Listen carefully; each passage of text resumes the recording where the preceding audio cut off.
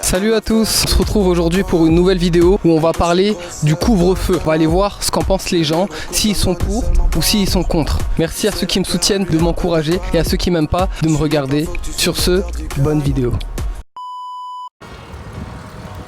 Bonjour monsieur, sur le couvre-feu, vous en pensez quoi? Vous trouvez que c'est une bonne mesure? Ça peut être sympa, mais après, c'est sûr que 21h comparé aux autres villes, c'est un peu tôt. Bah, après, je pense qu'il faut s'adapter. Une période un peu particulière. On se retrouve aussi un peu en famille, donc ça peut être sympa aussi, quoi. Sortiez vous déjà le soir? Bien sûr. Vous continuez à sortir? Bah oui, ça m'arrive encore de sortir, mais je fais attention à l'heure. Et si je sais que je dois rester chez des potes, je reste chez des potes. Vous avez changé vos habitudes? Un petit peu, mais il faut. Après, il faut faire attention. Comme là, j'ai pas le port du masque, mais je reste assez éloigné des gens. Donc après, c'est sûr, je vais pas venir taper, discuter et tout ça, quoi. Après, ça m'arrive des fois de faire des écarts, ouais. Comme par exemple, le check entre nous, c'est entre potes restreint, ça arrive souvent et on devrait même éviter, donc c'est un peu bête, mais ça arrive souvent. Ouais. Pendant 4 semaines, ce sera pas trop long? 6 semaines si le Parlement est d'accord? Ouais, non, je pense que ça devrait aller, mais après c'est sûr qu'il faut s'adapter, quoi, et anticiper ce qui peut arriver aussi, quoi. Sur le couvre-feu, votre avis là-dessus? Ce que vous en pensez? Si c'est une bonne mesure ou pas? Pendant 4 semaines? Je crois qu'il n'y a rien à dire à part que c'est vraiment stupide et faut que les gens comprennent que ça sert à rien, quoi. Pourquoi ça sert à rien? La fermeture des bars et restaurants, c'était suffisant déjà, non? Ou même ça? Bah déjà ça, sachant que c'est à partir de 21h, il n'y a personne dans les rues, les gens ils travaillent, ça sert à rien, quoi. Vous avez changé vos habitudes vous-même? Moi j'habite pas ici, j'habite à la campagne. Vous n'êtes pas touché alors? Je vais pas du tout toucher, je plains ceux qui habitent en ville, mais moi j'accepterai pas. J'accepterai pas du tout. Vraiment. Ce qu'a dit l'OMS ces derniers temps, c'est que le confinement justement est une très mauvaise mesure pour l'économie et ce n'est plus nécessaire actuellement. Justement, le confinement, il y a des grandes entreprises qui ont reçu des mails afin de se préparer pour un éventuel reconfinement le 26 octobre. Vous en pensez quoi? C'est prévu, mais ça servira à rien, quoi. Pour l'économie, pour les gens, pour la santé. Je pense qu'ils ont bien assez subi et il faudrait peut-être penser justement un peu à eux maintenant. Il y aura beaucoup de répercussions. Voilà, quoi. Pourquoi est-ce qu'ils font ça alors? On peut imaginer plein de choses, il y a plein de théories et compagnie, mais là. Vous en avez une, vous? Oui, certainement, mais c'est aux gens de se renseigner par eux-mêmes, c'est tout. Il faut aller sur Odyssée maintenant. C'est-à-dire?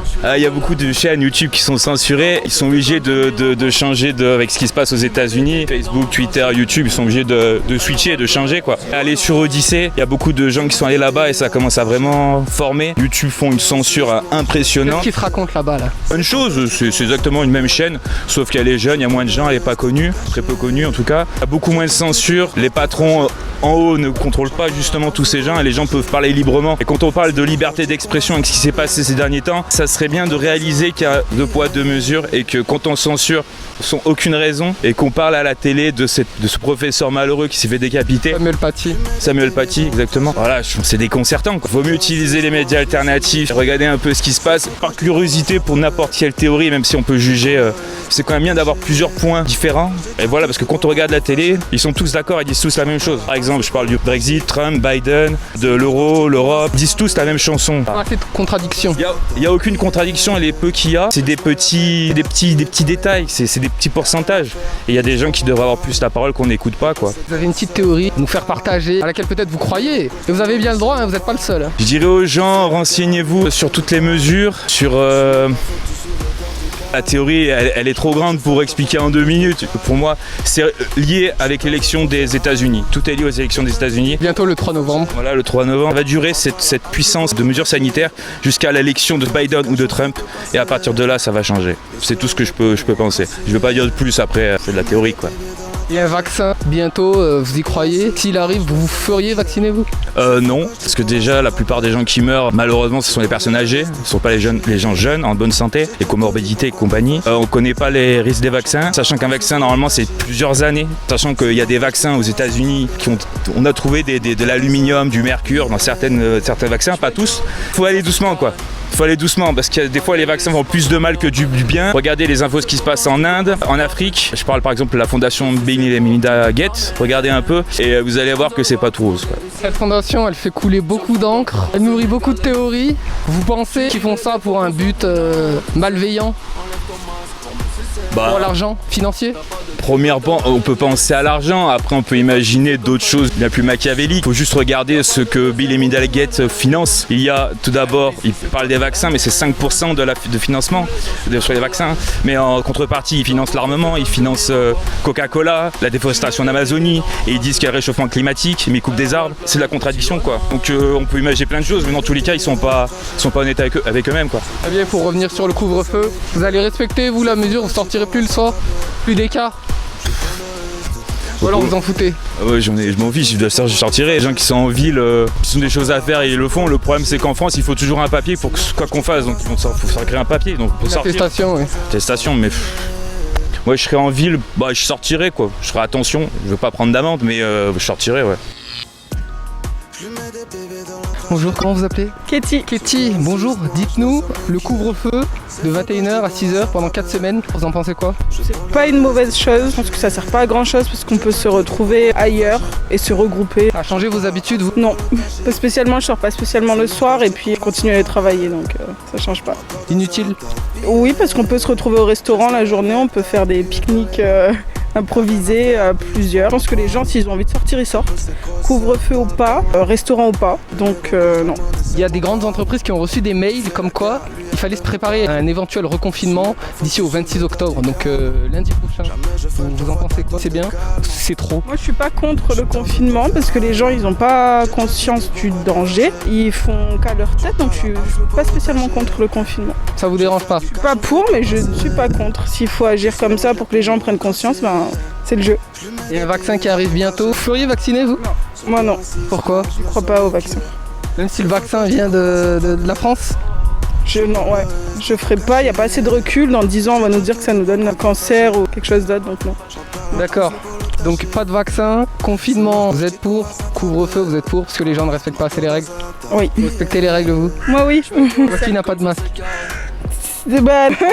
Très bien, merci à vous. Je vous en prie. Bonne journée. 4 semaines, et si le Parlement est d'accord, ce sera 6, jusqu'au 1er décembre. Donc. Pour moi, la date, ce sera le 3 novembre, élection des États-Unis. Et là, on aura déjà plus de résonance. Il faut suivre un peu ce qui se passe aux États-Unis pour les affaires qui sont sorties entre Hunter Biden, entre Hillary Clinton, Obama, toutes les affaires avec tout ce qu'on a voulu mettre sur Trump, sur le dos avec le Russia Gate. Il faut s'intéresser, c'est très très intéressant. Et en fait, on est extrêmement concernés, nous. On pourrait croire non, mais en fait, si on est concernés. On a une petite réflexion quand il y a les mouvements Black Lives Matter. Ça arrive direct en Europe par la suite. Quand il y a les mouvements, il y a tous les mouvements en général répercutent tout de suite. C'est comme un domino avec le temps. Avec l'affaire George Floyd qui a touché le monde entier. Regarde les infos aux États-Unis, on l'aura en France. C'est juste une question de temps. On est en fait le miroir décalé des États-Unis dans un sens. Suivez les affaires Epstein, Clinton, Obama. Il y a beaucoup de gens en Europe qui sont quand même dans ces affaires-là qu'on parle pas et qu'on ne veut pas parler à la télé, quoi.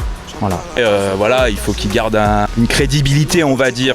Renseignez-vous, c'est intéressant.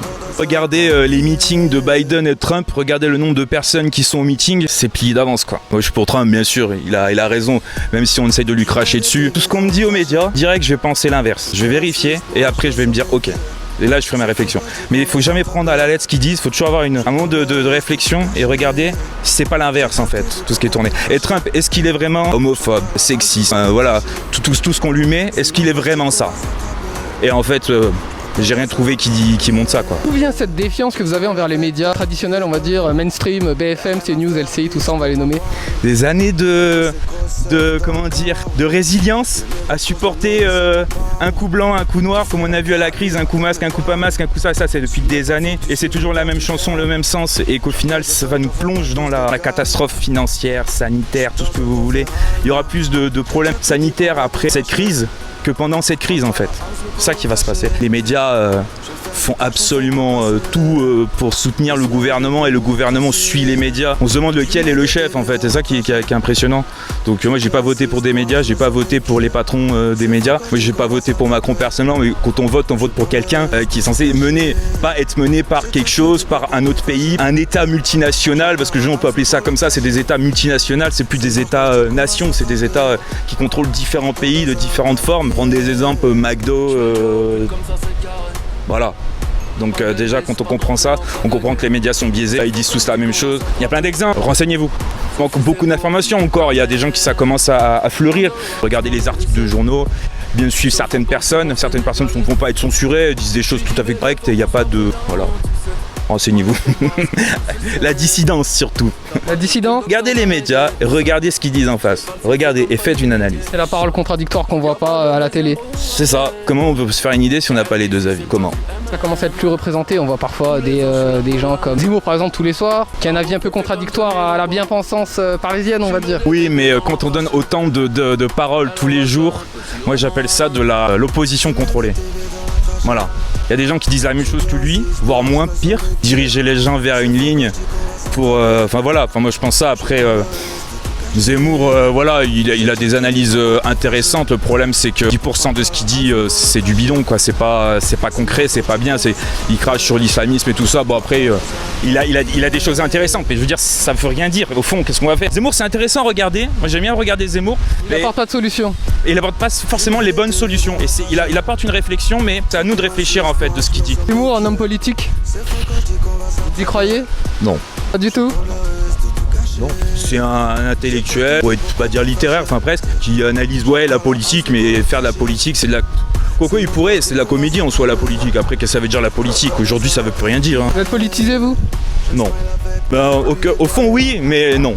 Ça vous intéresse pas la politique de manière plus concrète? Je pense qu'il y a des choses plus intéressantes à faire à part faire le guignol à la télé.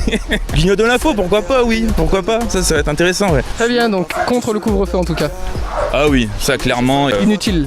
Et vite que les restaurateurs et tous les commerces puissent enfin relancer la machine avant que tout le monde se crache et que passent les fêtes de Noël dans les rues, quoi. Très bien, bah merci à vous. Il n'y a pas de problème et bonne continuation. Merci, bonne journée.